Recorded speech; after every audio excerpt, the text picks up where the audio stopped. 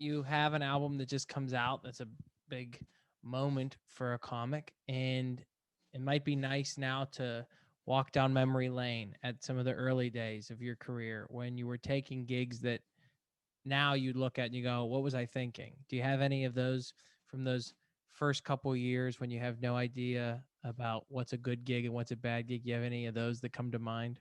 I mean, I have gigs that are hell gigs even from when I'm doing stand up recently. There's like Yeah. hell gigs throughout. It doesn't matter how long you're doing stand up. Like, there'll be hell gigs the whole way through. I did a gig during the pandemic that I think I lost money doing. I traveled to Jersey City. I live in the Mm-hmm. Bronx. And I traveled there, and when I get there, it was like pretty bad. Like, there was a guy in the front who was nonstop talking, and he was going on about how much he loved Trump. So like he just wouldn't shut up through my whole set. So it was just like awful. My set was Mm-hmm. awful, and then just driving home. It was funny because like driving home, it took me through almost every bridge I could possibly go through. I went from New Jersey to Manhattan, through Brooklyn, through Queens to the Bronx. So I think I paid every bridge going home, Right. and like whatever bridges I took going there, where I probably lost my. I think I got paid $60 to do it, and I Yeah. think I probably paid in totals like $70. Yeah, yeah, it's brutal. The drive home from a bad show is already bad enough because you have to sit with it, but then to have it cost you money is even worse. It was so bad that driving home, I had seen a billboard that was like, "Come find Jesus," like, or is Jesus right for you? And I was like, I should just try that. Do you know what I mean? Yeah, Like, I was just right. doing where I was like, I can't do any worse than I'm already doing right now. Right. Um, Right. I've had, I think right after I did the Degenerates, I did this other gig that I thought was going to be mostly like an urban show, which if you're funny, urban shows are great because they don't care. Like, as long as you're funny, they'll like, ride with you. Mhm. And it was like five Hispanic dudes on the show and me. And I was like, oh, this is probably going to be an urban show. And then I'm driving to Connecticut, and like a mile away from the place was like a gun shop. I was like, I don't know where I am. I've never been in Connecticut that's like rednecky. Right. And then it was a VFW, and I get there, and it's just not the type of people I would think that would be into my comedy. And everyone's having a rough time. And the comic that went up before me like killed. They loved him. And then I went on stage. I was supposed to do 45 minutes. And I opened with something like, this whole audience looks like you would want everyone on this show to get deported or something. And like Hmm. from there, I just struggled the whole way. Like, I did so Right. bad. And it was just like a big VFW. People are just walking around. And so they ended up lighting me like 18 minutes, and they put the guy who was killing before me back on. Oh my God. Yeah, and they loved him. He was like high energy, a little bit hacky, but like it was still funny. Right. Maybe not hacky, but they just loved him. It was just like high energy and what that audience really wanted. And they did not like what I was doing. And then they put him back on, and I left. And then the guy who booked me tried to give me a fifth of the money. And I was like, well, you can't really do that. I was willing to bomb for 45 minutes. So did he pay you? He paid me 80% of the money because I was like, hey, are you going to give the guy that went up before me extra money? And they were like, no, but I'll figure something out. I was like, well, here, give him some of my money because I just Yeah. felt bad. But yeah, and that's like after doing the Degenerates. You know what I mean? So it's like Right. Right. you could still do stuff that's like, pretty cool and like a notch under your belt and like little goals that you've set for yourself, and then do a show like that. Yeah, it never ends. That's I don't know if that's the beauty of it of this business that you never really do figure it out. You know. I mean, I'm sure famous people still have shows. Like I have a friend that I guess he was opening for somebody pretty famous, and he's like, they just didn't do that great. And he's Right. like, that's their crowd that they're there to see him. So it's like, even if you're famous, not that I am, but like you could still have bad shows. Yeah. And sometimes it's the situation, sometimes it's the crowd. Have you had the shows where like you go, I'm sure you have, where you go and You know, it's like you're from the start, you're just not set up for success, where they go, yeah, well, the audience doesn't really know, so just go up there and start. Like the audience is either unaware that there's comedy happening, Oh, or I've done shows like that. yeah. And I don't know what it is that people think. I've had comics book me on shows like that. You're like, of all people, you should know that this is a bad idea. Well, that VFW show too, it didn't even have like a setup. It was just kind of, it wasn't a Fisher Price amp, but it was almost the equivalent of it, where it's just like a mic connected to a box. It was, that whole show was not set up for success. Um, yeah, I mean, there's so many shows like that. Like I did a show where I opened up for a jazz band. Okay. And like, I don't think the audience realized there was going to be a comedian. So like, they were not happy. Yeah. Do you know what I mean? Jazz is like no speaking. Now you're putting somebody on for 30 minutes to talk to people who are not expecting it. And it's like, Right. I don't know. I guess a lot of people don't really know how to book comedy and like the elements that make a good comedy show. You know what I mean? Like if it's Right. really bright in the room and there's a lot of motion going on and there's a bar in the back, it's just like, it's so like, it's not great setup for stand-up, and you already have fighting all of those elements. And then if you don't have a good sound system on top of it, it's like, this is a terrible idea. Why are any of us doing this? Right.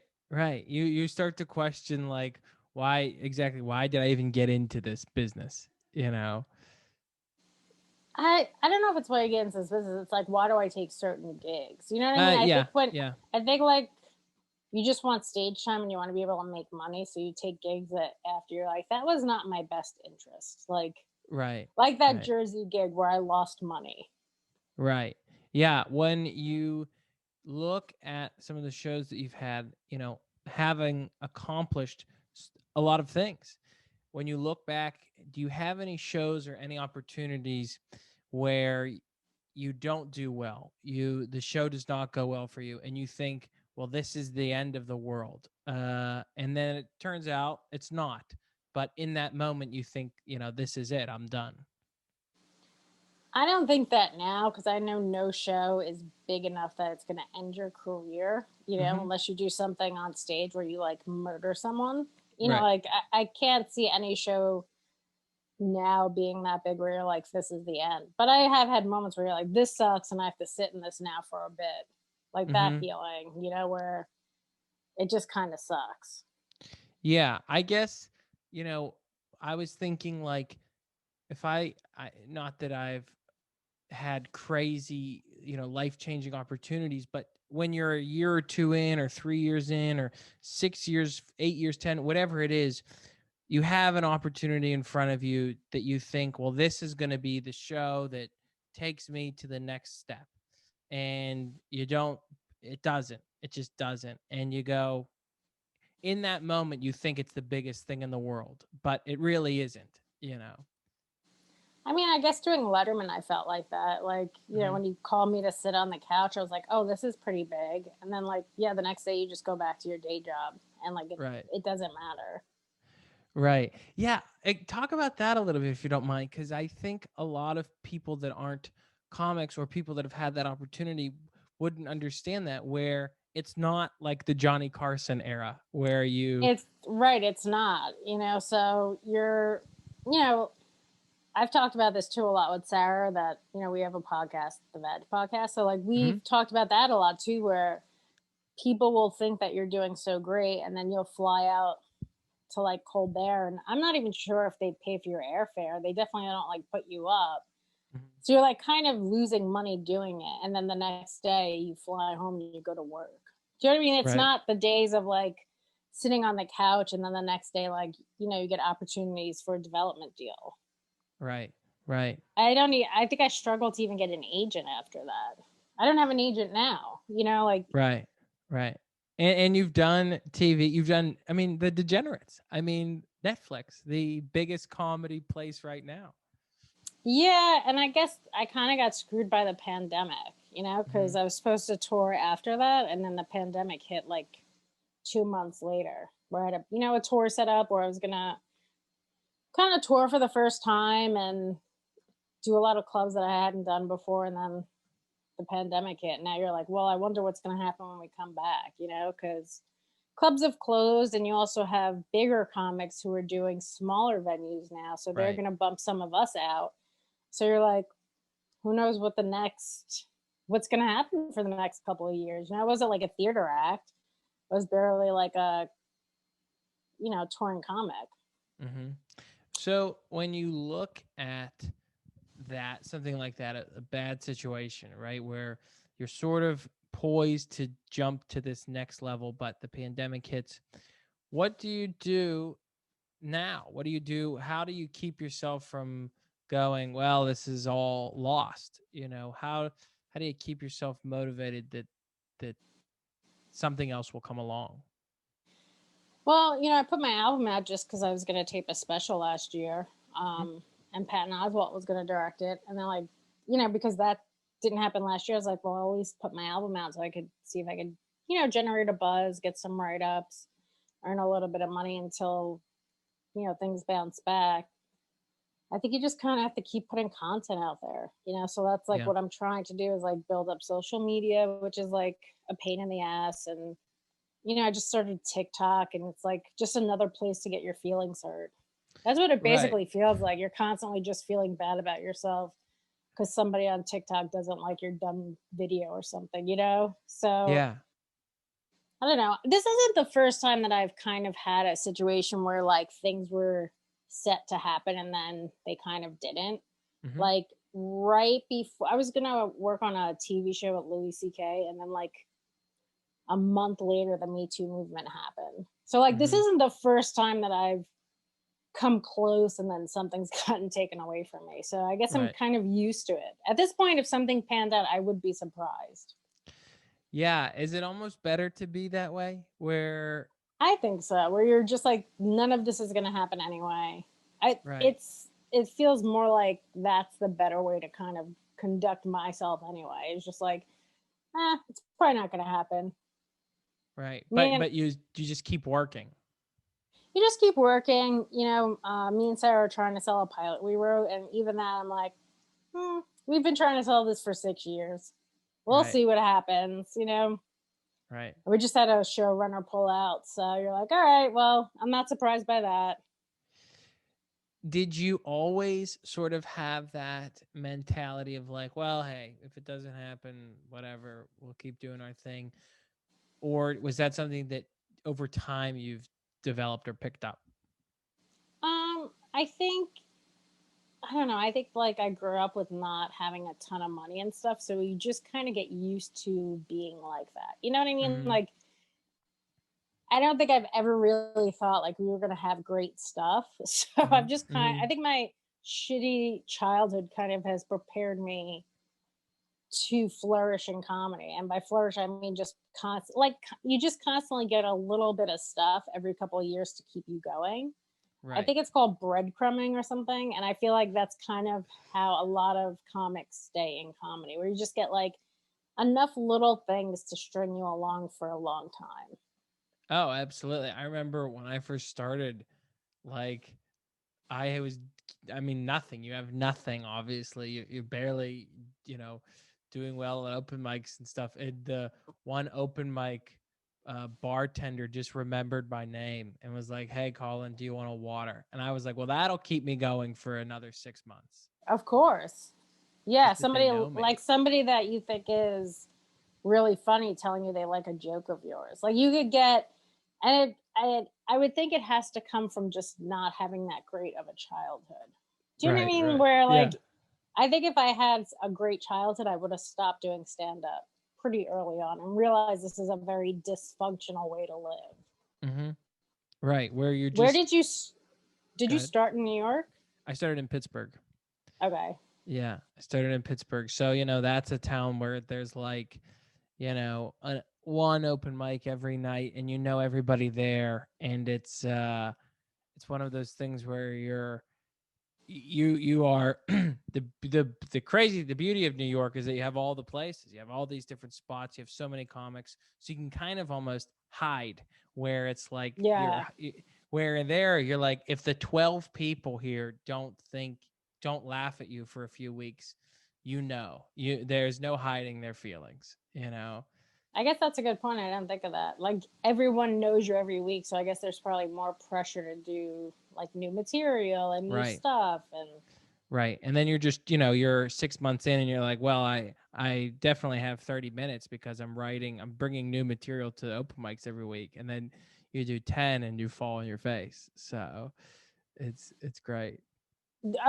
now I had friends that came from other cities where open mics were actually like shows where they had audience members. Was it like Yeah. that in Pittsburgh where there was actual Yeah. audience? It was Okay. amazing. We had a Thursday night open mic that's now closed. It closed during the pandemic, but when I was there, it was easily in the summer, you'd have 45, 50 audience members every Thursday. And they would sit from 9 a.m. till 1 o'clock or 9 p.m. to 1 o'clock in the morning and watch comedy. And the Yeah, it's crowd would great. rotate. And you were like, this is amazing. This is it. Yeah, and then when you come to New York, you find out open mics are just doing jokes for other comics. Right. Yeah. I learned that pretty quickly of like, use these sparingly because if you become someone called them like open mic chasers, you really fall down the rabbit hole of just like performing new material and trying to be crazier and crazier for other comics. Yeah, I think it's a mix. You have to do open mics and then figure out a way to get in front of audience also. So that's why I Mm-hmm. barked, which is just basically flyering to get people into shows. I interned for a couple of years where you're basically, I would just seat people at a comedy club for like 8 hours on a Friday night and then do a 5 minute set the Mm-hmm. following week. Yeah. And then sometimes that 5 minute set, it was at 11 o'clock and the show got canceled. But like that's Right. after you worked all day, drove an hour into Manhattan, no one even called you, and then you have to drive an hour back. It's like, it's a frustrating way to live. And I had a friend who I guess is probably had a healthier childhood than me. Like she quit and moved back to Seattle. But I remember she quit because one night she was like, had a day job. She worked in Queens and then she took like an hour ride to Brooklyn for a bar show that was canceled. And that wasn't the first thing that made her quit. There was a string of other things, like Right. you're 35 years old living with two roommates. She got bed bugs like 2 or 3 times. Like Oh. all of that stuff wears you down as a person. And then on top of it, if you're not really seeing any progress, Mm-hmm. like if you're not really getting any of those little breadcrumbs we talked about, you do start to say, this is very abusive. Mm-hmm. And she finally she quit, moved to Seattle, got like a good job, and like is engaged now, has a house and 2 dogs. And I'm like, she has a pretty sweet life. Yeah. You're like, that's not the worst thing. No. Yeah. Yeah. I mean, she had a place to go back to. Like am from the Bronx, so it's not like I could even quit and go back to anywhere. Right, right. You're just there. If you quit, you're just still there. So you might as well stay in it. Yeah. Right. Yeah. I mean, if I was to go back home, it would be like a 10-minute drive. Right. Exactly. Yeah. Everyone still knows you. All the neighbors are still the same. It's like, oh, you changed apartments? Like, yeah. Yeah. So yeah, I don't really have a place to go back to, which I think a lot of people are lucky that they kind of can just give up and move back home and start over.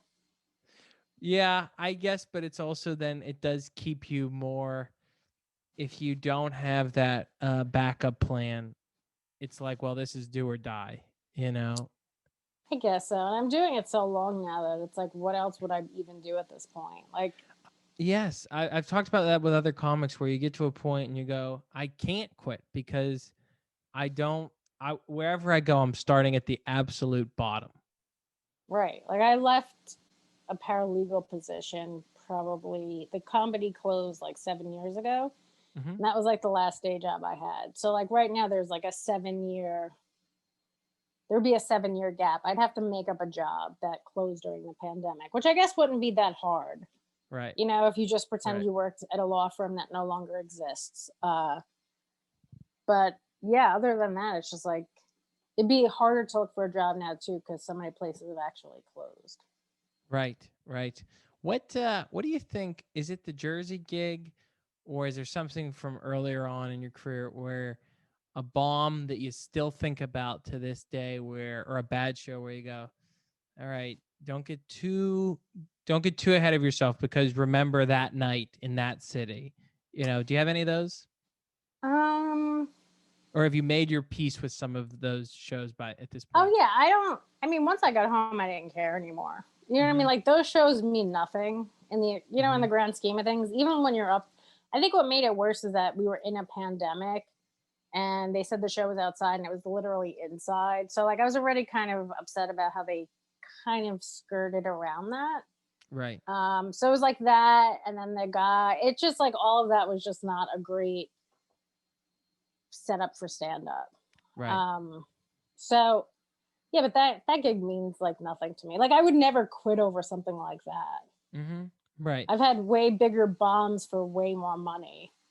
Yeah. What do you think the biggest bomb to biggest amount of money show is, where the stakes are really high because you want to do well, because you're getting paid so much, and then the result is far less? I've told this on a couple of podcasts, but I'll tell it again just because I think it's fitting for what you're asking. I think I was like 9 years into stand up and I got asked to do a corporate gig, which I didn't think I was right for. Mm-hmm. And it was the most money I'd ever gotten paid to do stand up. And my manager at the time was like, no, I was like, I don't think I'm right for this. It's like a 12 p.m. It was at where was it? The Heinz Convention Center in Boston. Wow. And yeah, I drove there through Hurricane Sandy. It was the same day. Oh my God. It was the next day. So Hurricane Sandy, I drove there and the show was the next day at 12 p.m. I was the only car on the highway. I had like a Honda Civic at the time, so I'm just like all over the road. It was for donators of a domestic violence shelter. Oh boy. And I spoke to them about a week before, and I said, hey, I want to be honest with you guys. I don't think I'm right for this. And they were like, no, we love you. We think you're great. We love what you do. They were like, we had a woman here last year who, they were like, she made up her whole act. She said that she was, married with kids, and she wasn't. And we hated that. I was like, all right. I asked them what was off limits. They said the only thing that was off limits was politics. And I was like, great. I don't even have political jokes.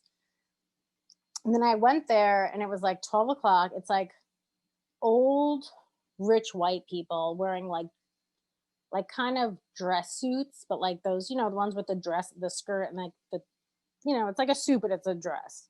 Mm-hmm. There was no other comedians on it. The woman that went up before me was telling like a sad story about a woman getting beaten. And then I went on stage and I was way too edgy for them. It was not what they were like outraged by me. And Right. mind you, I have already told them I don't think I'm right for this. And I see people in the audience like go to find the head person because they're upset. Mm-hmm. And I had to do 30 minutes and I got lit at like 8 minutes. And I was like, this can't be right. But I could see people getting upset. So I like switched gears and I do get them. And then they lit me again at 18 minutes. And then as soon as I got off stage, everyone screamed at me. They were like, you might have cost us this thing. You sandbagged us. I was like, hey, I drove here during a fucking hurricane. Right. And then the lady that went up right after me was like, we do not condone anything she said. Like, it was just, that was the worst gig I've ever done. And then like they wrote, it was so funny. I guess the Boston Herald tried contact. Also, I was sick. The Boston Herald tried contacting me, and then they wrote, I guess, a review of the show. And this one lady was like, these jokes might have been appropriate for a comedy club, but these were, what'd she say? She was like, these were fancy ladies with expensive shoes. Like something like that, like so snooty. Right. One of the jokes I did was like a morning after pill joke, and they were offended by that. And then somebody that I guess was at the audience, that was at the show, was like, these people are hypocrites. Her husband's a politician who's trying to get like abortion legalized for like kids who are 14 that don't need their parents' consent. So it's like you're offended by that joke, but you want kids to be able to have abortions without parental supervision. So it's like Right. a bunch. So it's just like that was probably the worst experience I've ever had, but I got paid the most up to that point. Is that something that after that show, when you're getting berated and then you have to drive back to New York, right? Is that something that when you're in the car, you're like, oh my God, my manager's gonna be upset, and My manager this was is with me. yeah. Oh, really? Yeah, because I was dating my manager at the time. So he was with me and he comforted me because he's like, hey, this isn't on you. Like, these people knew what type of jokes you did. This is totally on them. And they were like, we don't know if we're going to pay her, but they did because there was a contract. Right. And then I never called that lady up about it, and I should have. Because I was like, hey, I talked to you a week before and went over everything I could do. Right. Right. That's so crazy that it's such an odd thing where I've worked with other comics too, where they get upset for some of these corporate things, and it's like, but didn't you watch the tape? Like you watched all the stuff, right? What did you think was going to be They were different? following me on Twitter where I was doing jokes about, you know, various dark topics. So they Mm-hmm. knew what my type of comedy was. It's really on them. Like, I was upset in the moment. And what was funny is the people that worked there that were not part of the actual fundraiser that were breaking down like the seats and stuff, they were like, we thought you were great. I'm like, yeah, that's my audience, not like these rich twats. Like, you know what I mean? I was Right. like, I would have rather performed for the people in the shelter because they have lived life and would have a much better sense of humor. Do you think it's a matter of that do you think they're actually offended, or do you think it's a thing where they go, well, we're sitting next to this person and they're not laughing, so I'm not going to laugh and I'll be more outraged than them? Do you think it's like a group mentality thing? I think this was really before like the PC shit started. Like, I don't think it was them posturing, or maybe it Mm-hmm. was. I don't know. I think they thought I was going to do different material. Or I think honestly they thought the audience would be okay with it, and when they weren't, they threw me under the bus. Yeah. Yeah, that's it's one of those things where they go, well, we can't take the blame for this, so And we'll it's like, put well, it you on can you. totally take the blame because I told you I didn't think I was right for this. Right. And I then you tried to booked get me. out of it. Yeah. Yeah, I drove during a hurricane here. Right. Right. Yeah. It's insane. What do you think, before we wrap up, what do you think, or I should say, do you have a sort of thing, ritual, coping mechanism, vice, treat, whatever you call it, that you like to do after a bad show that sort of picks you up? And that you, or it's like the guilty pleasure that you always have or do after a bad show. I guess I'm fortunate I have a car, so like I can just sit in the car and kind of tune out the Mm-hmm. world. Um, so it's like that helps, and also just coming home and watching mindless TV. Like, I'll Mm-hmm. definitely do that until I don't care anymore. Also, just like, I have a couple of really close friends. I'll be like, oh, I just ate it on this show. Mm-hmm. So like having someone to be like, yeah, I had a bad show 2 weeks ago, or I've been there, like that helps too. Just the camaraderie of like close friends who are like, it's not you, man. It is like not, you're not for everybody, and everyone's not gonna like your type of comedy. But sometimes it's also just the show is set up so poorly where it's not. And I'm not even saying that with the show I did in New Jersey. I think there were a couple of elements that I should have just ignored that guy. I think it would have been better. Mm-hmm. Um, but there are some shows that are just not set up for stand up. There's like, Right. I did a show on Valentine's Day a couple of years ago, and it's like in a bar, and they have every TV on, and there's no stage. You're just standing in the floor of like a restaurant. But Right. on the other side, there's like a partition, but not a partition that goes up to the ceiling so you can't hear. It's just a partition where everyone's at a bar watching TV and sports. Right. So Right. you're like, this is just not set up well for stand up. Yeah. Yeah. But it's the breadcrumb thing. You go, well, I'll do 100 of those if I have to, on the chance that I get a little taste of something, you know? Yeah, and these little like small achievements that you get, or little things that just keep you going. Yeah. Well, I wouldn't consider what you've done by any means little achievements. can't thank you enough for doing this. Please tell people your new album is out. Tell people where to find the album. Yeah, guys, you could get Baby Skeletons everywhere: iTunes, Pandora, Spotify, Amazon. Check out Vag Podcast. The Degenerates. I was on the second season that came out last January. And that's about it. And where can people find you? I'm on Twitter and Instagram. It's just Adrienne Iapalucci, or Twitter is Iapalucci. Yeah, hopefully we'll be out of COVID soon and be doing regular shows. Yeah, awesome. Well, thank you again for doing this. I really appreciate it. Thanks for having me. It was fun. Of course.